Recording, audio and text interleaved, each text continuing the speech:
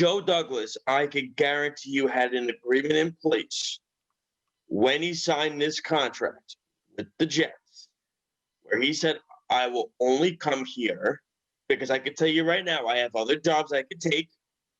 I will only come here if you let me control this football team. And he admitted the Robbie Anderson blunder. Be it as it may, I was on the boat with Douglas too. I didn't think Anderson was going to become this person that he has at the amount of, not that I didn't think he could, but the money aspect was a lot. But I do think I think Woody's going to come back, and I think he's going to let Joe Douglas do his thing. Now, I can tell you this: with Adam Gase and everything like that, once you get the number one pick, and as you said, CJ, you have the cap space that the Jets are going to have, which is the number 2 team in the league next year, on a flat cap, might I add, a flat cap, not changing because the league is losing money. The big thing, all the draft picks, but the number 1 pick is key. And you're going to have coaches lined up at Florham Park to take this job if they can have Trevor Lawrence. And I think Douglas knows that. And he's going to tell the Johnsons that. He's going to say, hey, I worked with Ozzie Newsome. I helped the Eagles win a Super Bowl. Look at the Eagles drafts since I left. It's crap. Horrible. Yes. Look at the team. The team is garbage since I left. Let me do what I do. Let me run the show. I will get us to where we need to. Just let me do what I came here to do, what you hired me to do. You hired me all this money to do what I'm supposed to do, right? So let me do my job. They gave him you got rid of Mike McCagnon after. I mean, they should have done that a while ago, but you let him draft a team, you let him spend, and then you got rid of him. You also let him hire a head coach that essentially stabbed him in the back. They both should have been knocked out before their key cards even got credited. They should have done what happened to Jamal Adams when he tried to get into the place. Let him change his code and cut him. That's what they should have done. And Woody should know better that people named Chris Johnson never fare well with the Jets. It just doesn't work. That's a fair fact. But it's true, though. I think, and for regards to your question, CJ, I think Joe Douglas is going to demand that he gets to choose everything he wants, or he will say to them, I can get another job somewhere else. Let me do what I need to do. Okay? Otherwise, I'm out. Peace. I'll leave. And good luck finding a GM that Texan job is wide open. Head coach and GM. So I mean, he could really decide to go there and still get a new head coach. Get the coach the Jets want. I agree. And like I said, I think the Jets, if they get the number 1 pick with the cap space, like you said, CJ, and a flat cap and all those draft picks, and they do have some nice players, that's going to be a wanted head coaching job, whether that's Joe Brady, Jim Harbaugh, we keep hearing, who I think has one. I don't want Jim Harbaugh. No, neither do I. Listen, I'm a Wisconsin Badgers fan. Wisconsin kicked the living crap out of them last night, so it was awesome to see that. I'll take Dan Mullen before I take Jim Harbaugh. Because Dan Mullen has got the Gators playing out of their minds. And you want to know something else, too? A name I'm going to throw out there? Kyle Trask, baby. Yeah. Kyle Trask. Florida quarterback. I can tell you this, and I will say this. Jim Harbaugh listen, what he did with the 49ers is unbelievable. The problem with Jim Harbaugh is, and I keep telling Errol this too, because you know this about Errol, he loves Jim Harbaugh. He overstays his welcome. And he can't get along with the organization that he works for, and he bashes them behind closed doors. It happened in San Francisco, and look what's happening in Michigan. He has the number 1 recruiting class in the country. Why is the team so bad? Why are they every time they play a good team? Listen, I love Wisconsin, and I thought they would win yesterday. But to lose at home 49-11 on national television? Yeah. No. Yeah. I mean, look. CJ, could I jump in really quick? Oh, Yeah. Sorry. Go ahead, Josh. I want to hear what you got to say quick. Just on the Jim Harbaugh train here. Yeah, listen, I'm with CJ on this one. I don't think that Jim Harbaugh was bad. I think that as an NFL head coach, he was solid. But again, that personality, it didn't fare great in San Francisco. Although I do think, and to credit Jim here, like that 2012 team that beat the crap out of Eli in the NFC Championship team, literally like almost like put him in the hospital. He was screaming in the locker room after they won that game. That team was better than the team that went to the Super Bowl next year with Kaepernick taking over for Alex Smith. And that team was better than, definitely better than the team in 2014 that fell a touchdown, I guess a tip pass away from going to the Super Bowl when the Seahawks went. And it's certainly better than the team that went last year that lost to the Chiefs. So that, like the fact that the Niners didn't win a Super Bowl, albeit with Jim Harbaugh or Kyle Shanahan, is just insane to me. Like the fact that Jim Harbaugh had 3 teams that were in it. They were in the NFC Championship at the bare minimum those 3 years. Went to the Super Bowl that one time. The fact that they didn't win is crazy. Now his personality, you're hearing rumblings in Michigan with the khakis aren't going over well, and that's not even a huge market. College football, like you get it. Like I get it. Like college football, Michigan is a huge team. The Wolverines, everybody knows them. Even people who don't pay attention, the engineers that they import in know them too, but know that too. But his personality is not going over well in Ann Arbor. Is he really going to handle it in the New York media? I think there's going to be rumblings of him coming here, but I think that's going to be an end-all factor if they even get that far. It's not going to work. I can tell you this, and CJ, you know this. Woody Johnson loves the flash, right? He loves the flashy. He did it with Brett Favre. That's the problem, though. That's what he does. Look, people don't want flash. The New York Jet fan base does not want flash anymore, Joshua. They want wins.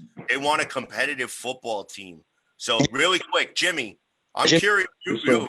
You've been quiet for a while here. You need to chime in on this because, like I said, I'm very curious to hear your thoughts on this this subject. So there's a couple points that I just want to really quickly touch on that were in conversation earlier that I didn't get a chance to say anything about. When Declan was talking about, I fully agree. I'm kind of taking it back just real quick. I fully agree. Jets kind of did Sam Darnold dirty, but you have to remember when you compare Lawrence to Sam Darnold as far as college production, you have Sam Darnold that only had 27 games played, turned the ball over 37 times, 23 interceptions, and I believe he fumbled the ball 21 times and lost 14 of them. So that's not a good stat, whereas Trevor Lawrence has 12 total career picks and only 4 fumbles lost. So that right there, I mean, the guy, Lawrence is he's automatic when it comes to the fundamentals. And that's like CJ touching on what you just said. We want to be competitive. We want a competitive team. I want a quarterback that is automatic in the fundamentals of the game and of the position. And we get that with Trevor Lawrence. We don't have it with Darnold. As far as, sorry, I'm out of breath. I just ran back in my house. Another part when we were talking about the New England game, it wasn't like the Flacco pick that was concerning to me as far as are the Jets full on actually tanking. The play that messed with my head, and it's not the players. I'm not putting this on the players, but the play that messes with my head was the 4th down. The Patriots are going for the field goal, and all of a sudden there's a 12-man on the field penalty giving them the first down and then the subsequent touchdown. Right. Do you remember that play? That gave them the first down. And there were 12 men on the field with nobody was running off the field. There was no concern from the coaching staff on the sideline. That was just 12 men set up to block the field goal. So that one was the concerning part. Okay. That's concerning. But the one thing I'll say quickly, and then obviously I'll let CJ and Joshua jump in quick here. The one thing I'll say, and I said it a little bit earlier in the broadcast, organizations tank. Players don't. Coaches don't. Yes. Like Adam Gase has to know that he's not going to be here. So he's going to want to win as much as he can to soil the Jets' chances of getting the number 1 pick. Because realistically, he knows that if they go 0-16, he's out the door faster than Ben McAdoo was after they went to the playoffs the year before. He was horrible, but that's not the point. Quickly again, right, with Adam Gase, like the players are not going 12 men on the field on purpose. The only time you'll see that is when Mike Vrabel did it against Tennessee. But I understand it's suspect, but I just find it hard that the players and the coaching staff who know likely a lot of them won't have jobs next year. The coaching staff will be blown out, and a lot of these players will probably be sent out, especially the ones that are non-tender options, or the the bubble guys from the practice squad. Mm. Yeah, no. But, sorry, Jimmy. Go ahead. Go. oh no, it's like I was getting ready to move into the ownership question. So if you have something to add to that, go ahead. No, I was gonna. I was gonna say really quick. I agree with Declan. And look, it's actually interesting, Declan, you brought that up because we actually heard that on, I forget which pregame show it was today. If it was on CBS, somebody said, I think it might have been Nate Burleson said that organizations tank players and coaches. Do you actually believe that Adam Gase wants that 0-16 mark on his head coaching resume? And I'll tell you this. No. Gase is probably not. He'll get a coordinator job somewhere. He's not. No, he won't. No, he won't. Not a coordinator. He goes if he goes 0-16 this year, He'll get a job somewhere. he is going to be out of the NFL for at least 2 years because no one is going to touch him with a 10-foot. Yeah, CJ, I agree with you there completely. Like even to give an example, where is Hugh Jackson right now? He took a special assistant job with the Bengals after he was a coordinator for years and then was the 0-16 head coach. I think he went 2-31 over the span of 2.5 years with the Browns. How about Cam? Yeah, Yeah, exactly. Where is he? And Ben McAdoo. Yeah, exactly. Ben McAdoo went 11-5 his first year as a Giants head coach, and then he benched Eli on a terrible season. He's a poor coach. Now where is he? He's the quarterback's coach of Jacksonville. He didn't even get a coordinator job. Adam Gase is going to really struggle, and we can't even say that we know he's a good coordinator because, or this offensive mind that he thinks he is. He ruined Ryan Tannehill to the point of him getting a backup job, and the only success on his career that we can look and say oh, this is great, is that he was Peyton Manning's offensive coordinator, and then we realize we say it again, he was Peyton Manning's offensive coordinator. What does he have to do with Peyton Manning or his quarterback's coach or whatever he was in Denver? And then he had Jay Cutler and that didn't work well. And he worked better when Adam Gase was out of town. And that's my little quick Gase rant. And none of it. I mean, look, I agree with you guys. Whether it's college somewhere or I don't know, but the point is this: Cam Cameron had a 1-15 record on his resume after 1 year. The guy never got another head coaching job again. That's how fast things can turn. And I think the problem with Adam Gase was this, and I'll let Jimmy continue what he was saying. But it was the fact that once Gase got fired, and CJ, you'll probably agree with this, he took a job right away and never got to learn what he did wrong in Miami, where he never took a step back. Should have been put in the timeout corner. Say, go sit in the corner and think about what you did. Exactly. And I think that's something that was a big mistake. He took a job right away, and what he did was his exact quote was, Ryan Tannehill was not smart enough to run my offense. Well, look at Ryan Tannehill in Tennessee's going to the AFC Championship game last year, and this year he was on the cusp of winning the division this year, although they did lose the other night to Indianapolis. But still, the point is this. Look at Miami. In a year and a half after all of Adam Gase's blunders, and a year and a half later, Miami is a perennial playoff team, and they're only getting better. So this can be fixed. And this could be salvaged, and this could be done. You just cannot wait to do it so long. And I think that's what happens with who's the owner of the Dolphins, CJ? What's his name? Ross? Stephen Ross, I think. Ross, yeah. Stephen Ross, yeah. If not for the fight between the two of them, Adam Gase would probably still be the head coach of the Miami Dolphins.